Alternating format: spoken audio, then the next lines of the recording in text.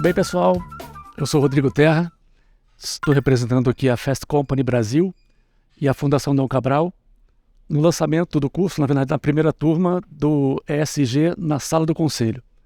Então, estou aqui hoje com a Paula Arraca e com a Irlana Castro e eu queria começar já com uma pergunta.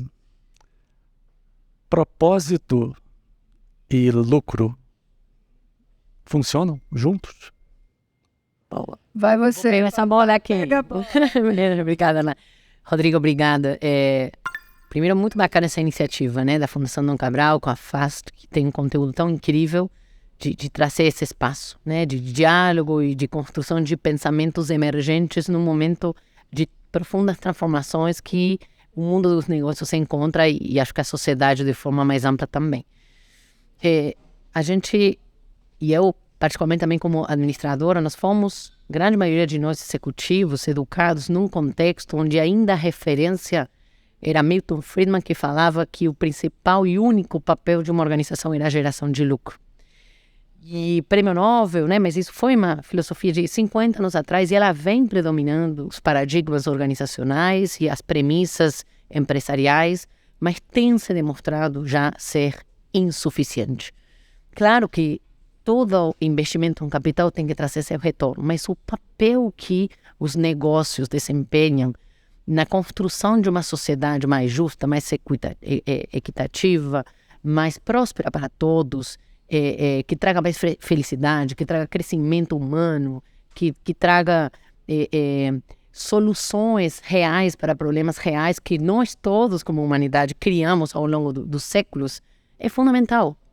E por isso que encontrar esse lugar de potência, porque o propósito é exatamente isso, é qual o impacto que como organização queremos causar no mundo, que tem a ver com o core do nosso negócio, não é uma narrativa de marketing apenas, ou de uma construção que por vezes fica muito superficial. Ela é profunda, ela está diretamente conectada com a estratégia dos negócios e ela alavanca o lucro, porque quando o lucro ele vem direcionado exatamente com aquela intencionalidade, com aquele direcionador estratégico do que queremos criar e entendemos que essa criação de valor ela é 360, ela gera lucro para o acionista, sim, mas ela gera também senso de pertencimento para o colaborador, ela gera uma proposta de valor para o cliente, ela estrutura programas na comunidade onde atua, ela cria condições de edificação de uma cidadania mais contemporânea. Acho que a organização ganha uma fonte de vantagem competitiva e ela começa a exercitar a sua identidade organizacional, seu lugar de potência de uma maneira mais ampla e mais profunda. Isso, provadas pesquisas mostram quanto que aumenta o índice de retorno ao longo do tempo. É muito legal você trazer essa perspectiva mais ampla, porque a discussão entre lucro e propósito, ela é contextual. Ela não é uma discussão, não é uma estratégia, vamos dizer assim, eu vou escolher uma estratégia de propósito, né? Não, é uma questão de contexto. No pano de fundo de toda essa discussão tem uma grande virada do modelo capitalista que estamos acostumados e conhecemos. Então, eu aprendi isso na faculdade, né? E a gente tinha que repetir. Eu tinha um professor que fazia a gente dizer, jogral, qual é o propósito de uma empresa? E a resposta era criar valor para o acionista. Ou, se fosse aula de economia, criar valor para o capital, né? Remunerar o acionista, remunerar o capital. A gente aprendeu isso. E isso era contextual. Quer dizer, hoje mudou, nós não estamos mais nesse lugar. Então, em tese, você está saindo de uma lógica de um capitalismo de shareholder, onde realmente o objetivo e o propósito do negócio é você criar valor de volta para o capital, né? Para um capitalismo de stakeholder, onde a equação criativa é outra. Então, veja, quando você tem que criar, é uma monodimensional, você está aqui, você existe para poder remunerar o acionista. Monodimensional, fica fácil. É quase como dizer, os fins justificam os meios. E aí não precisa eu contar tantos os casos de desastre e equívocos que a gente já viveu e viu né, ao longo dessa trajetória. Quando você vai para um capitalismo de stakeholder, a equação criativa muda. Você precisa criar valor para todos os seus públicos de interesse, todos os seus stakeholders, e assim capturar valor extraordinário de volta para o capital. E tem uma promessa do capital aqui, de valor extraordinário. Então, esse endereço, ele é contextual. E aí, qual que é o ponto do propósito nesse contexto, né, de um capitalismo de stakeholder? Aí eu brinco de vez em quando que eu adorava ler Asterix e Obelix quando eu era criança, né? E ali, Asterix e Obelix é aquela pequena aldeia gaulesa. Então você tem o bardo, você tem o peixeiro, você tem o serralheiro, você tem, né? Cada um tem um contrato com aquela sociedade para que aquela aldeia funcione. As empresas, elas têm uma pedra fundamental que chama contrato social. Esse contrato social, ele hoje, ele é vivido como um contrato societário. Por quê? Porque estamos no âmbito de criar valor de volta ao acionista. Se você pegar esse contrato social e observá-lo como seu contrato com a sociedade, então é quase como dizer, você vai ser o quê nessa aldeia aqui? Você vai ser o bardo, o peixeiro, o sapateiro, o serralheiro? Qual que é o valor que você vai criar para a sociedade? Qual é o seu contrato com a sociedade? Esse é o seu propósito. Você existe para servir a sociedade e servir e criar valor para os seus múltiplos públicos de interesse, e assim você está legitimado a capturar valor de volta, inclusive valor extraordinário. Então, tem uma nova equação criativa. E ela é mais complexa, e ela não é monodimensional.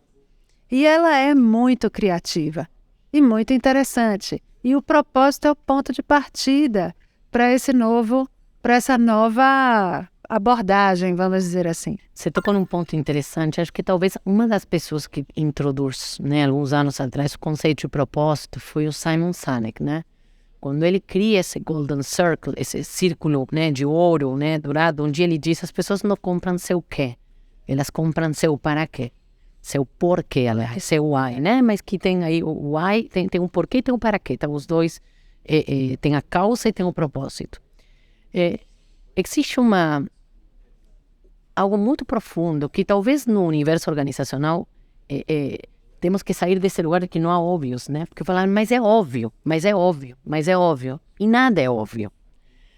Então, voltar a refletir sobre essa questão do próprio papel da empresa e enxergar que quando ela consegue entregar um porquê poderoso, esse porquê atrai, fideliza, que é o caso que a gente vê muito emblemático da Apple, né? A Apple é a empresa de maior market cap, de maior valor de mercado, sustentadamente das últimas 2 décadas, né? E primeira, segunda, né? Vão aí com a Microsoft. Mas ela faz isso desde um lugar que é think differently, que é pensar diferente na hora que você vai como consumidor. E faz aquela fila, né? Porque vai sair o novo iPhone. E a proposta de valor é única. E claro que tem concorrente. E você sabia que grande parte dos componentes do iPhone são feitos pela Samsung. Esse é um case para mim incrível, porque te mostra que a inovação não é apenas no produto, mas é na proposta de valor, é no conceito que está sendo entregue desde a embalagem, desde a mística do lançamento, desde o saber que o que vai vir aí vai te surpreender como cliente. E isso, né, que você estava trazendo muito bem, quanto que é complexo, porque começam a entrar seres humanos diferentes, com expectativas diferentes, com anseios diferentes. Então, como é que vai dar para agradar todo mundo nessa história, né? Então, realmente, aí vem o papel da estratégia, que estratégias são escolhas, que valor nós vamos oferecer a quem. Então, quando o propósito sai do âmbito, falar assim, de uma área de comunicação ou de uma área institucional e vai para a estratégia, aí sim ele gera lucro. Ele tem que estar lá. Ele tem que estar lá para alinhar todo um processo de alinhamento, desde a alta liderança, desde um alinhamento muito claro dessa intencionalidade, do porquê e do para quê, e do como, em termos de princípios, que nós não vamos abrir mão porque eles vão ser a base dessa construção. Então, acho que tem esse elemento para completar, porque existem cases reais, cada vez são mais. A gente vê isso muito nas startups também, que elas nascem já muito mais, vamos falar assim, purpose-driven, já nascem e muitas delas, inclusive, nem sabem como vão monetizar seu modelo de negócio. Acho que às vezes é realmente purpose o principal driver, e logo depois começam a pensar que o caso da Waze, a própria WhatsApp, né, e várias outras que depois foram passando, né, para suas devidas aquisições e tudo mais. Mas o valor começa a ser até mensurado de uma maneira diferente. Sim. Esse ponto é curioso porque no desafio dos conselhos, geralmente a gente pega empresas muito grandes, com uma história já relevante de longa data, e de sucesso, na maioria das vezes, e você mudar uma história a partir de uma história que já existe é muito mais difícil. Com certeza. Porque vocês devem ouvir, sempre deu certo porque eu tenho que mudar. E aí é para qualquer tipo de inovação, eu incluo o ESG, obviamente, nesse processo. Para startup é muito mais fácil. Eu vivo muito esse mundo, eu sei como é que é, você começa com uma ideia que te faz os olhos brilharem. Então, para construir propósito a partir disso é muito menos complexo, não é fácil. Então, qual o desafio de vocês, ou qual da mesa do conselho vocês enxergam, e que tipo de mudança ou ponto de partida vocês têm que falar com esse conselheiro? Perfeito. Bom, a minha experiência foram 20 anos numa empresa siderúrgica, né? E centenária, bem sucedida, trazendo seu lucro, trazendo seu retorno para o acionista, criando valor. Então, por que mudar? E quando a gente começou uma jornada de transformação cultural, onde trouxemos a inovação aberta, inclusive o Asolab foi um case, né, até hoje muito emblemático no mercado, porque exatamente a evidência de que a inovação não depende de CAPEX nem de tecnologia. Claro que ela se alavanca com recursos, com tecnologia, com investimento, mas ela passa principalmente pela cultura, pelo mindset. Então, a gente percebeu, na época eu estava, né, cuidava da área de pessoas, da área de inovação, comunicação, investimento social, enxergamos que para a gente, de fato, trazer inovação aberta, a gente precisava abrir a cabeça, abrir o coração e enxergar que o mundo tinha mudado, estava mudando, e que se a gente continuava endógeno, olhando para dentro da organização, essa liderança de mercado que não se é liderança ao que a gente está, podia estar muito frágil, né? Porque a grande questão é como se manter relevante, o que garante que a empresa vai se manter viva. Então, aí eu linko com o papel do conselho, né? Hoje eu atuo em alguns conselhos, e o papel do conselheiro é desafiar exatamente, é trazer essa instigação, essa provocação, esse tipo de reflexão sobre a longevidade organizacional, porque o conselho, por missão, cuida do futuro, da perenidade do negócio. Então, a perenidade, você falava do valor extraordinário, mas extraordinário de forma sustentável, né? Como que não adianta um evento esporádico, aí eu tenho, aí logo embora. Como é que a gente sustenta isso? Por isso que a sustentabilidade vem. E a inovação nada mais é do que aumentar a vida útil da organização. Na hora que eu gero novos produtos, novos serviços, novas soluções, né? Que esse agregado de produtos e serviços que o cliente hoje quer solução, não quer nem comprar um produto, né? Então, isso desafia o modelo de negócio, isso desafia uma Microsoft que vendia caixinha e que teve que passar. Eu visitei a sede mundial lá, corporativa, e o case deles é incrível também, porque para eles se manterem nesse markup e chegar acima de $1 trilhão, eles tiveram que passar da caixinha ao SaaS, e eles estavam sentados acima da caixinha. Vem comprar aqui meu Office. Então, e isso passou por uma mudança de um CEO, né? Quando entra Satya Nadella, quando ele vem com uma dose muito clara, e com esse entendimento de que a transformação cultural passava principalmente por um exercício de desaprender para reaprender e voltar a jogar esse novo jogo agora nesse lugar de liderança que a gente precisa conquistar permanentemente. Então, acho que é um lugar de desafiar. O conselho precisa instigar, precisa questionar e olhar onde que de fato esse propósito está norteando e não apenas lá na parede bonitinho, né? Onde que de fato o lucro está extraordinário porque ele está conectado com essa... como é que eu conecto na prática do propósito ao lucro? Como é que eu chego dessa ambição a esse bottom line que é o P&L, né? E aí é onde entra um aspecto que não é muito discutido nesses ambientes, né? Que é a construção de sentido. né? É preciso se construir um sentido para aquela existência daquela organização. E é exatamente essa costura de sentido que vai fazer com que você engaje não só os seus consumidores, quanto a sociedade, quanto os seus colaboradores, e inclusive os seus investidores. Então, existe uma necessidade de construir-se um sentido. Esse sentido não é construído a partir de indicadores. Eu sinto muito. Os indicadores, eles são extremamente úteis, mas eles não constroem sentido. O que constrói sentido é propósito. E você precisa costurar os seus compromissos ESG no seu propósito. Essa é a primeira costura criativa. Essa é a primeira costura de sentido. Né? Para além da materialidade que é óbvia, porque pode existir uma materialidade menos óbvia que faça todo sentido diante do propósito, não só diante do seu setor, da sua indústria, do seu business específico. Então, o propósito, ele amplia criativamente o sentido daquela organização. E isso é muito importante, porque é a partir daí que você vai existir, e existir de uma maneira que vale a pena. Até chegar num ponto, vamos extrapolar aqui, né? Não é que você vai ser too big to fail, é que você vai ser too good to fail. E você vai ter a sociedade inteira apoiando o seu processo de transformação, mesmo que você erre, porque vai errar. Mesmo que você cometa um agafe, porque vai cometer.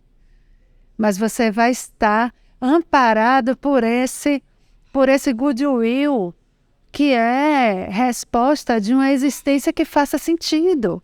E simplesmente remunerar o acionista para que ele fique ainda mais bilionário não faz mais sentido como fazia antigamente. Tem uma mudança contextual importante. E, aliás, by the way, os bilionários não servem à sociedade. Verdade. A Erlana você trouxe a palavra sentido, né? Que a gente precisa às vezes parar, né, Rodrigo? Refletir sobre a etimologia das palavras, né? O sentir. Porque o sentido dá direção. Você pega uma rua e fala assim, qual o sentido? Vai para cá, para lá. Então, olha o papel aí da estratégia, né? Do propósito norteador, direcionador. Mas o sentido é aqui. A gente não sente aqui, a gente sente aqui. E as decisões humanas são decisões emocionais. A gente primeiro sente e depois racionaliza. E tem nossos vieses e tudo mais. Então, esse movimento tão grande que nós acompanhamos nos Estados Unidos, que já chegou também no Brasil, da grande renúncia e do questionamento que a própria pandemia propiciou como um momento que trouxe a humanidade próxima da finitude da vida, tangível. E vale a pena? O que vale a pena? Isso. E esse valer, aí você vê que valor hoje é algo que não traz na conta tudo que precisa ser levado em conta. Então, será que vale a pena enxergar essa geração de valor por atributos mais intangíveis? Como entra a reputação? Como entra a coerência? Né? Que é o grande vetor onde de fato a gente pode olhar, mas espera, está coerente esse sentido, esse propósito com o que está sendo revelado na nossa tomada de decisão enquanto liderança? E os dados são impressionantes, porque você tocou no ponto da grande resignação, né? A turma não quer voltar. Então, quando acaba a pandemia, bora voltar. Voltar? Não quero voltar, não faz sentido para mim. E aí você tem dados, agora eu não vou saber exatamente, me perdoem, mas é coisa assim, tipo, eu acho que, vamos dizer, 75% da força de trabalho global se declara desengajada. Esse dado, depois Google, a gente consegue identificar, mas são dados assim. Outro dia eu vi num outro podcast, um podcast da McKinsey, inclusive, que dizia o seguinte, que 80 e poucos % da força de trabalho que não estava em lugar de liderança não via sentido no que fazia. Ora, a gente tem dados aqui mainstream. A gente tem um problema de engajamento que é mainstream, né? Não é 10%, é da ordem dos 70%, 80%. E quem planta sentido, colhe engajamento. Quando não faz sentido, você vai engajar como? Boleto engaja porque é uma dura realidade. O boleto não lhe engaja. O boleto, no fim do mês, ele te aprisiona. O que te engaja é outra coisa. O que te engaja é sentido. E a sociedade tem que entender e abraçar o seu sentido, né? Hoje você tem muitas empresas diferentes, grandes, pequenas, talvez com o mesmo sentido, mas não com o mesmo propósito. E as pessoas... Há uma fragmentação aí para escolher. Sim. E quanto mais as pessoas se veem dentro da sua proposta, mais fácil é o crescimento, mais fácil é a mudança, ou mais fácil é a criação do projeto ou do processo. Queria pegar um gancho. A Irlana é uma creative strategist.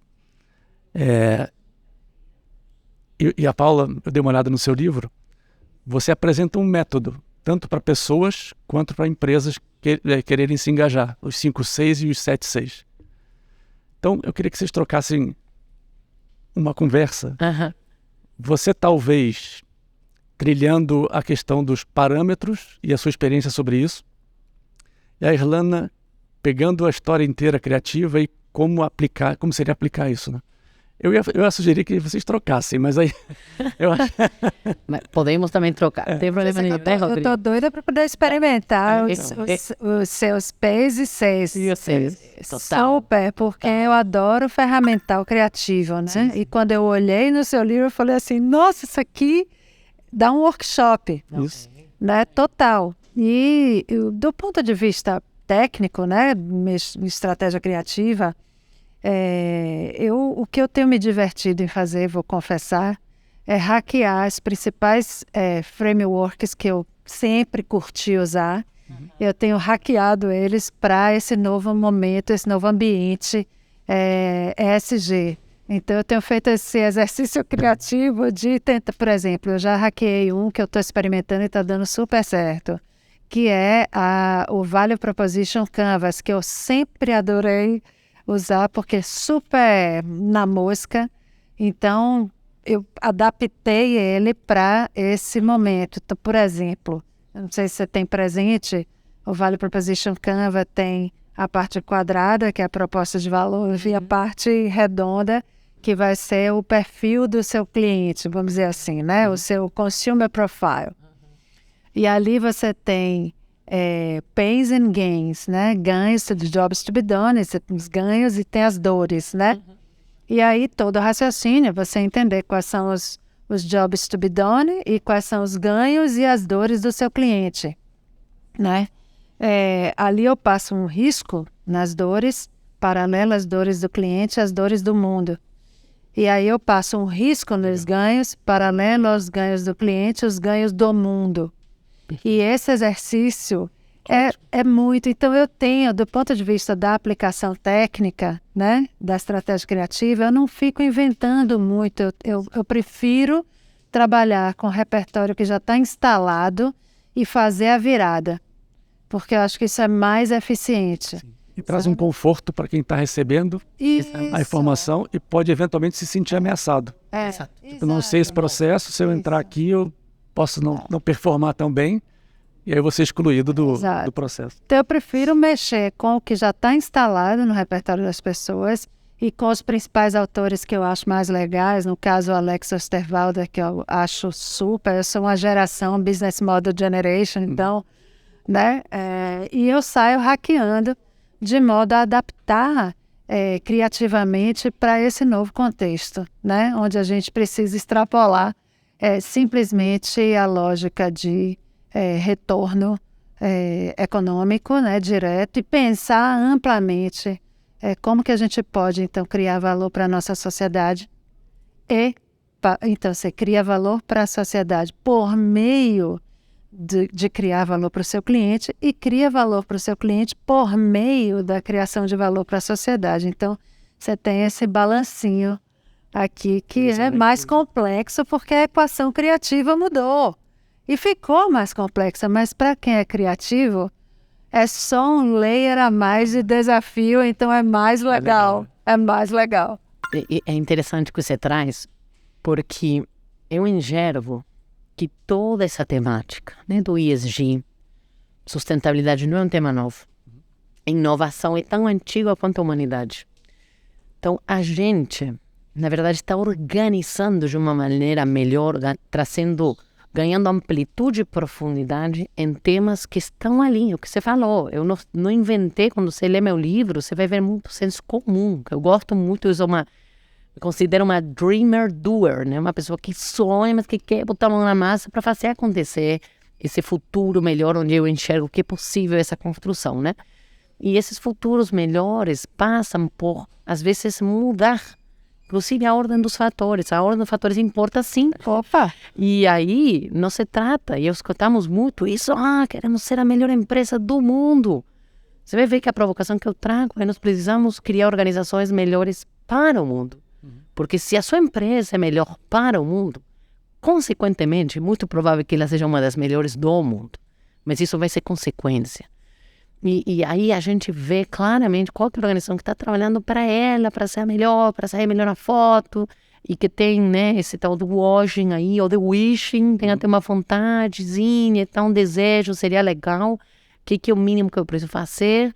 E tem aquela que não, que vai, que bota faca, né, e quer criar esse mundo melhor, entendendo que esse equilíbrio, digamos assim, de retorno, de geração de uma proposta que seja ganha-ganha real, né? Que cocrie um mundo melhor e que onde as pessoas cheguem e não olhem para a hierarquia e falem, estou trabalhando para ele. Fala assim, eu estou trabalhando com ele, com ela.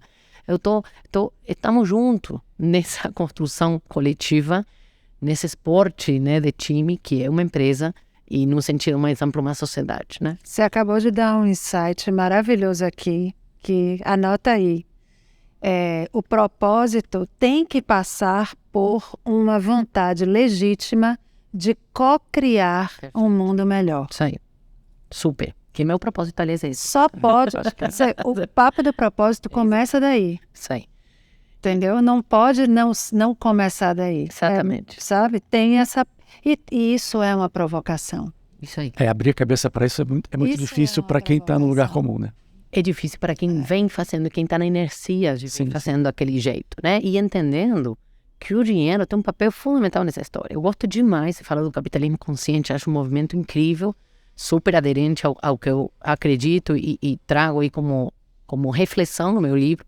Mas a proposta que você me pediu para resumir, muito mais do que um ferramental, é um eixo de construção. É isso que eu trago, porque minha dor e o que eu percebo que as organizações sentem é tudo fragmentado, tá tudo solto, então as coisas não conversam, e quando você tem coisas soltas, o valor, no lugar de fluir dentro da organização, ele vai se perdendo, ele vai ficando em compartimentos estanques. Vai dispersando, você perde tempo, energia, dinheiro pra caramba. É a sensação que você vai tropeçando nele. Tropeçando, parece que tá no improviso.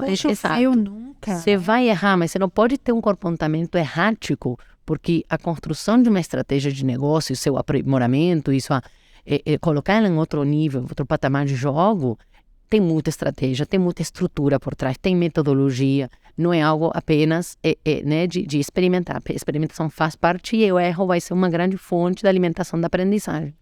Então, a construção que eu trouxe, de maneira simples, né, depois convido quem quer ler o livro, né? Acho ótimo. Não pensando nem em soltar esse, que acho que é daqui. Esse aí dou para a biblioteca aqui da Fundação, mas você vê que tem muito bom senso. O que tem de trazer de maneira holística são esses grandes pilares que tem que nortear essa construção, que eu chamo dos 7 Cs da competitividade consciente, que eu também, como esportista, ex-goleira de hockey grama, cheguei até a seleção argentina na época, depois tive 40 luxações e tal, e eu vejo que tem esse esporte coletivo acontecendo nos negócios, né? Tem. Então, ele começa, como Erlana falou muito bem, voltando nas 6, né?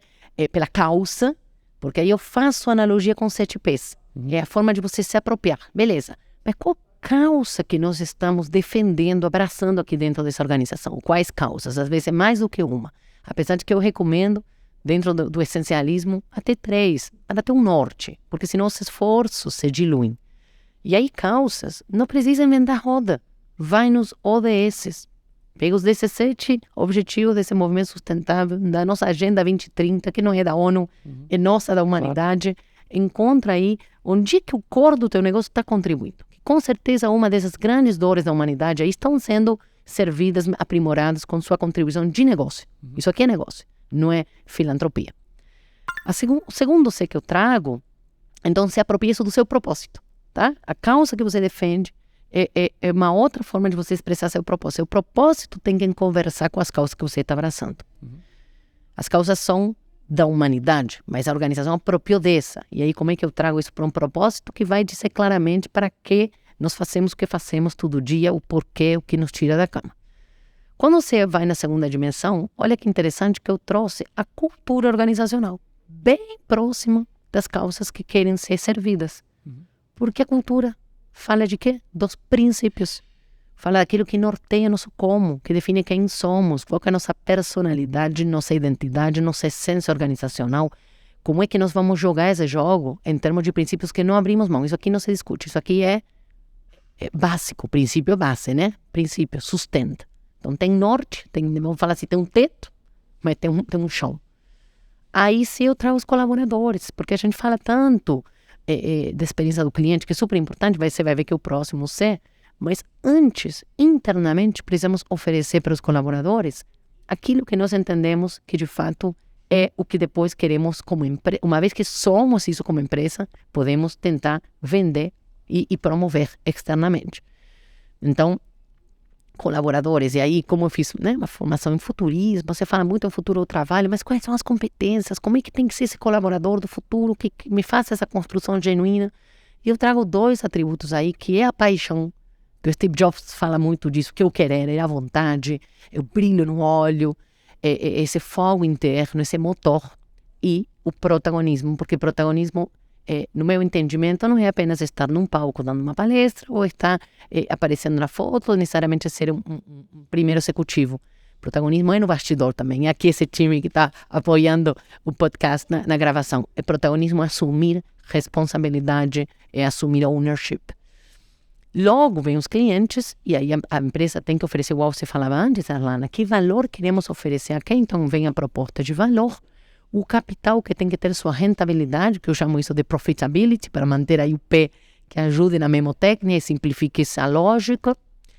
Para as comunidades, porque toda empresa está inserida em comunidades, né, físicas, virtuais, ecossistemas, onde a gente tem parceiros, fornecedores e tantos atores que nos ajudam e que criam aí um espaço de inteligência ampliada. Tem que ter programas, tem que ter iniciativas mais longevas. Você não pode ter um projetinho, uma doação aqui. Você tem que ter parcerias, né? Programas estruturantes.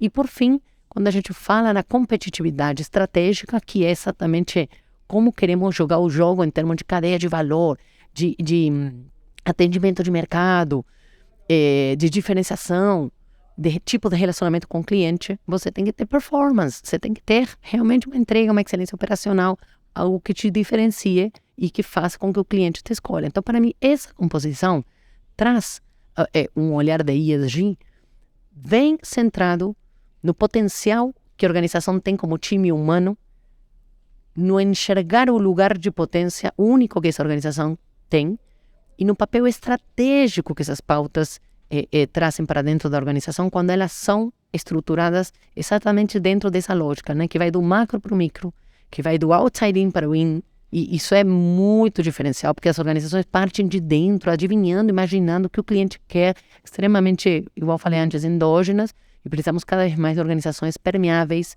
que bebam dessa fonte, que aprendam, né, colocando aí a humildade e trazendo toda essa fonte de conhecimento para dentro e tomando as devidas decisões. Acho que essa perspectiva é a mais difícil, né? Sair do Super. Eu para vocês e fazer junto. Mas nada é fácil, né, Rodrigo? Claro, a gente sabe. É difícil. Mas sabe o que é? Aí que tem a arte da liderança. Porque a liderança tem um papel fundamental. Eu gosto muito de trazer a figura, eu menciono lá no livro, de um líder cama elástica. Que é um líder que vai dar propulsão para que as pessoas cheguem bem alto. Mas que ele vai acolher na queda. Porque tem que ter queda. Se a gente não erra numa proposta ousada, nessa ambição que você trouxe muito bem, Alana, de criar valor diferencial. Extraordinário.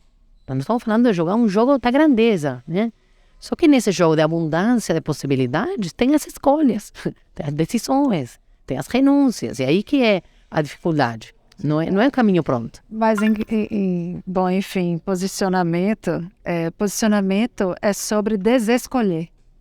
Verdade. Isso aí, Não é sobre escolher. exatamente. É o que você tinha. É sobre desescolher. Isso aí.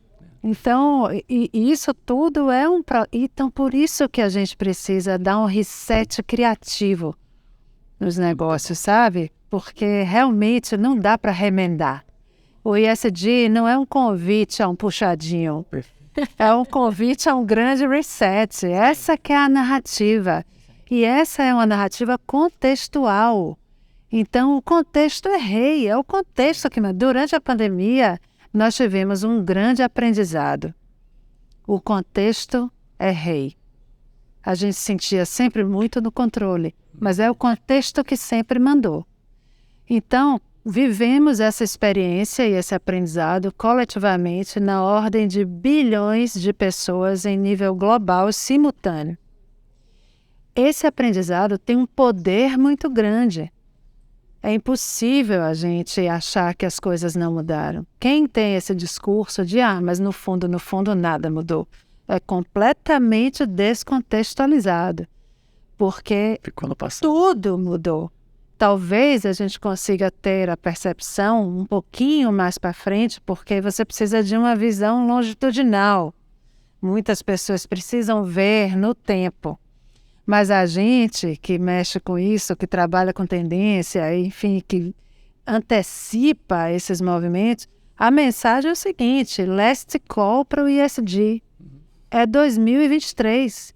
É de 23 a 25. É para já. Pra já. É como se tivesse tido um corte lógico. De 22 para 23, houve um corte de lógica. Isso aí. É uma ruptura.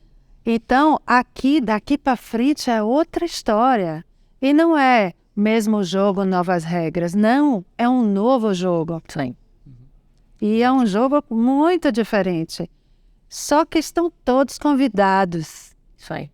Não existe essa coisa, ai meu Deus, mas eu não sou a Natura, eu não sou. Cara, a Natura só é Natura. O resto todo não é Natura. Não é a mamãe. E que bom ter bom ser certo. Não, é esse que a gente quer. A gente, enquanto sociedade, a gente deveria desejar que o máximo possível de pessoas, lideranças e organizações atravessassem essa ponte, engajassem nesse movimento de mudança. Sabe? Bom, infelizmente, a gente está partindo para o final. Eu tenho mais 2 perguntas. Começar pela Erlana, já pegando um gancho seu. Assim, qual o seu maior desafio quando você chega para resolver ou é convidada para resolver um problema ou participar de algum processo? O que você chega e fala assim, a primeira coisa que eu tenho que fazer é me posicionar dessa forma? Vou deixar aberto aqui a pergunta. Contextualizar. O maior desafio é contextualizar todo mundo, trazer todo mundo para a mesma perspectiva de virada contextual. Esse, para mim, é um grande desafio e eu tenho me concentrado muito nessa discussão de contextualizar. E que não é mais trazer todo mundo para a mesma, botar todo mundo na mesma página. Não tem essa simples coisa, está complexa. A gente precisa trazer todo mundo para a mesma biblioteca de referências. Porque tem muito mais do que cabe numa página. É um amigo meu publicitário que, inclusive, esqueci o nome dele agora, mas ele gosta de falar sobre isso. A coisa está mais complexa, é preciso contextualizar de uma maneira interessante e que engaje as pessoas na compreensão de que, de fato, existe uma virada que é gigante, que é para além do negócio específico. Muitas vezes para além do que já bateu na vida daquela pessoa, porque muitos de nós, da onde estamos, na nossa posição de privilégio, a gente não bateu na nossa porta ainda. É quase como alguns não conseguem sentir na pele o que a gente... Então eu tenho um desafio grande para mim, criativamente falando, é contextualizar essas pessoas de modo que a partir então do contexto a gente consiga ali fazer uma nova caminhada que faça sentido. Paula. Erlana traz esse desafio da criação de contexto, e o que eu enxergo é que talvez o ponto mais desafiador seja justamente essa heterogeneidade de entendimento, de consciência e consequentemente, de compromisso de ação, né? Então, o grau, o ponto de partida é diferente, as ambições também são diferentes, mas as dores e os desafios, vamos dizer assim, o tamanho do buraco, entre aspas, quando a gente pega, por exemplo, a perspectiva ambiental, que esse grande, né, que deveria nos congregar a todos como meta. Pessoal, humanos, precisamos reduzir, não podemos extrapolar 1,5 graus, galera. Precisa ser ambientalista para entender que não é salve o planeta, é salve a gente.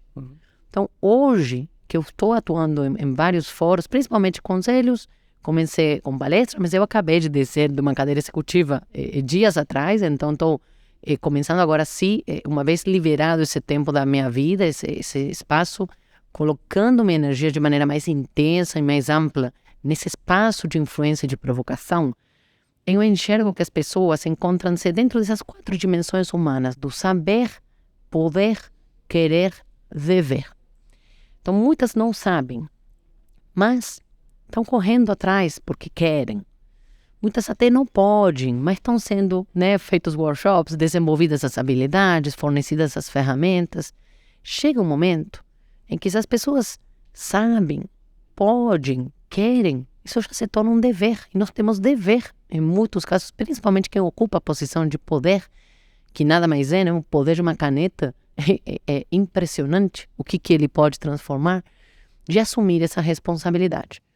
Então, eu diria para você que meu lugar é justamente provocar essa assunção de responsabilidade, ajudar a ampliar essa consciência, chegar a esse lugar sem julgamento, que eu parto dessa máxima de que estamos todos aprendendo. Eu sou uma aprendiz nessa história, não acho que eu sei tudo. Quanto mais eu estudo, mais eu percebo que eu preciso aprender. Estou aqui para aprender hoje, inclusive, nessa semana, estou investindo em mim, justamente porque o movimento sem volta e sem fim.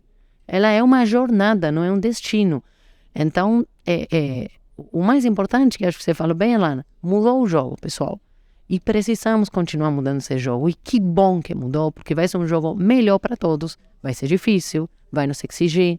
Mas se a gente joga isso coletivamente, igual Bill Gates convidou na última carta dele, toda a carta anual dele eu leio com atenção, né? E ele fez a última vez um convite maravilhoso. Fala assim, liderança compartilhada. Que até nos desenhos animados, super-heróis se unem e criam a liga, né? Porque ninguém consegue salvar o mundo sozinho. É impossível, não tem como. Será? Inclusive... Juntos é possível. Juntos é claro. possível. Inclusive, uma das viradas criativas que eu acho importante nesse processo é você sair do conceito da vantagem competitiva e ir para o conceito da vantagem colaborativa. Porque sozinho você não vai fazer nada. E competir também não é... Nós estamos juntos, né, competindo contra nós mesmos para poder conseguirmos, enfim, né, uma perspectiva de futuros mais desejáveis, né, para todos nós.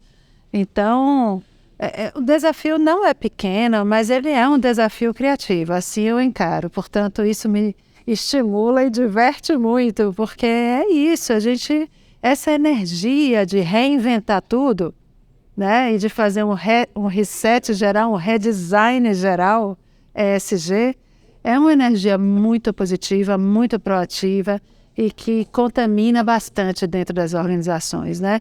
E quando contamina o conselho, contamina, o negócio vai rápido, vai mais fácil, eu acho, porque, né, existe toda uma lógica de tomada de decisão, né, e de decisão do capital. E uma das coisas que eu acredito no ESG é exatamente porque é um call do capital.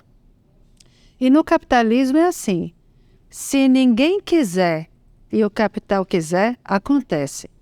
Se todo mundo quiser e o capital não quiser, não acontece. Então, uma das coisas que me dá esperança com relação a essa virada ESG que a gente está vivendo é exatamente porque é uma pauta do capital. Não é uma pauta alternativa de, enfim, abraçadores de árvore, muito entre aspas, porque eu mesma adoro abraçar uma árvore, não vou lhe mentir, mas é uma pauta vamos dizer, é uma pauta contextual. É isso, ESG é contexto, é o contexto da comunidade global de negócios mudou. E nós estamos vivendo uma verdadeira gincana, porque, como a Paula falou, nós temos que entender que somos todos nós que temos que correr atrás de fazer com que a gente não supere 1,5 graus de aquecimento. Mas já estamos a 1,2. Então, não é seu, não é meu, não é empresa A, não é empresa B. Somos todos. É uma grande gincana da humanidade. Esse é um convite que tem um lado que é até muito, vamos dizer assim, que pode dar uma paralisia até de, né? Porque não é uma tarefa simples. Mas, por outro lado, tem que te dar uma energia, porque é possível ainda. E está com a gente. Paula, quem é você na fila do ESG? A verdadeira liderança aponta o caminho não com o dedo, mas com a própria caminhada. Eu sou uma caminhante, sou uma aprendiz e eu sou uma atuante nessa agenda. Sou uma sonhadora que vai vivendo esse sonho e vai querendo fazer com que a gente sonhe juntos, sabendo que sonhar é difícil, é esforço, é suor, é lágrimas, mas que é prazeroso, que a gente vai deixar, sem dúvida nenhuma, será uma sociedade melhor do que aquela que a gente recebeu. Maravilha. Elana, quem é você na fila do ESG? Cara, quem sou eu na fila do ESG? Eu sou aquela que quer ajudar o máximo possível de gente a atravessar essa ponte. Eu estou no meio da ponte, bora gente, é para lá e tem que ir, vambora. Então, animando a turma a atravessar a ponte. E quanto mais gente atravessar essa ponte mais rápido, mais eu vou estar na minha missão, eu acho. Mais eu vou estar entusiasmada, mais eu vou estar no meu papel. Maravilha. Elana, Paula, muito obrigado. Agradeço aqui em nome da Fast Company e da Fundação Dom Cabral. Foi um prazer conversar com vocês. Poderia ficar mais algumas horas aqui, porque eu pensei em várias perguntas, mas a gente ia demorar bastante. Acho que vale um próximo papo. Muito obrigado, até a próxima. Obrigadíssima. Obrigada. Obrigada, Fábio. Obrigada.